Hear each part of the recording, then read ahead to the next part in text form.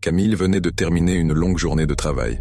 Fatiguée, elle rentra chez elle, seule dans son petit appartement. Ce soir-là, une panne d'électricité plongea l'immeuble dans l'obscurité. Elle alluma une bougie et tenta de se rassurer. Le silence était oppressant, mais Camille était habituée à vivre seule. Du moins, c'est ce qu'elle croyait. Alors qu'elle s'asseyait sur le canapé, son téléphone vibra. Un message inconnu. « Je te vois ». Elle rit nerveusement, persuadée que c'était une blague. Mais en bas du message, elle vit une photo prise depuis l'angle de son salon. On y voyait clairement sa silhouette de dos, assise sur le canapé. Terrifiée, elle se retourna, mais il n'y avait rien. Le silence fut brisé par un léger bruit derrière elle. Un souffle, lent, raspant. Elle sentit un frisson glacé remonter sa colonne vertébrale. Elle attrapa la bougie et fit lentement le tour de la pièce. Rien.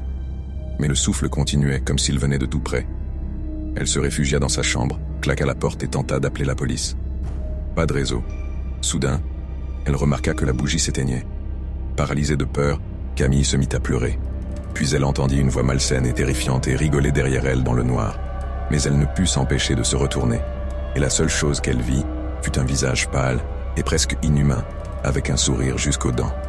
La lumière disparut complètement, et les voisins n'entendirent que des cris déchirants avant que tout redevienne silencieux. Le lendemain, dans l'appartement de Camille, il ne restait rien, sauf la bougie, encore chaude.